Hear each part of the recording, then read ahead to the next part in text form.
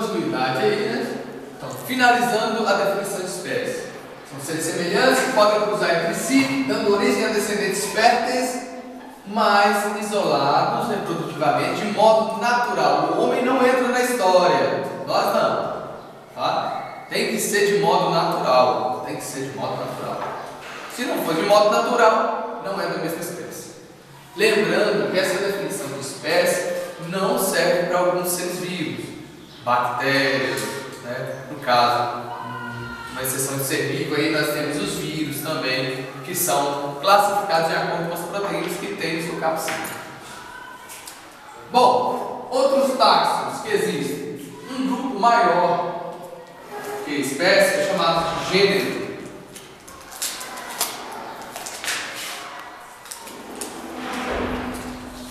O que seria esse gênero, né? O gênero é um grupo que engloba seres vivos que são semelhantes, mas que não vão ter descendente fértil, né?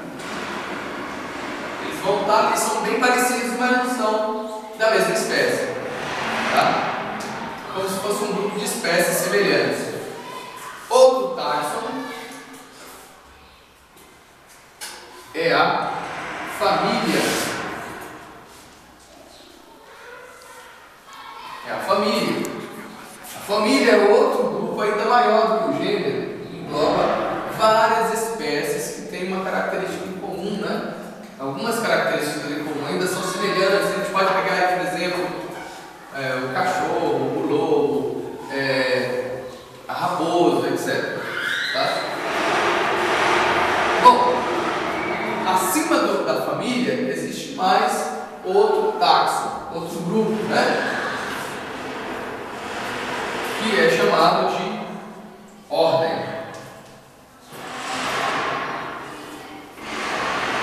A ordem é ainda maior que a família. Por exemplo, vamos pegar aí a ordem dos carnívoros, né? Nós temos vários animais que são carnívoros, né? Não é só o cachorro, só o lobo, existem os felinos. Acima desse grupo chamado ordem, nós temos a classe.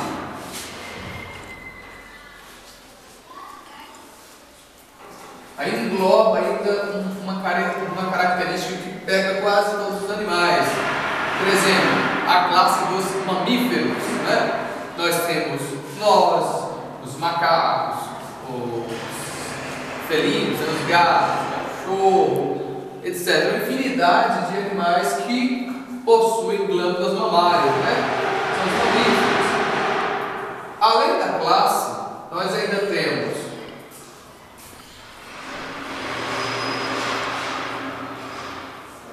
o filo.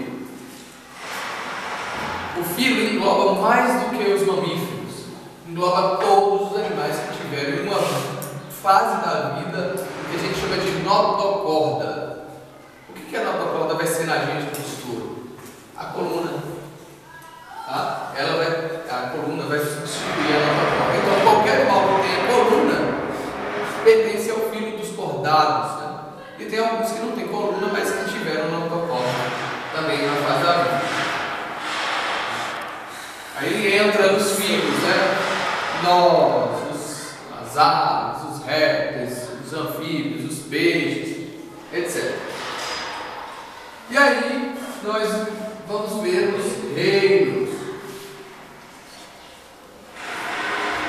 Existem 5 reinos estudados aqui na Terra.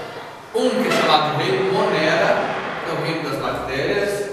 Outro chamado Protoctista, que é o reino dos protozoários e algas. Outro, reino dos fungos. Outro, reino Plantae. E por último, o reino Animalia, ou Animalia, como outros pronunciam. E, fechando todos os seres vivos, nós temos o domínio.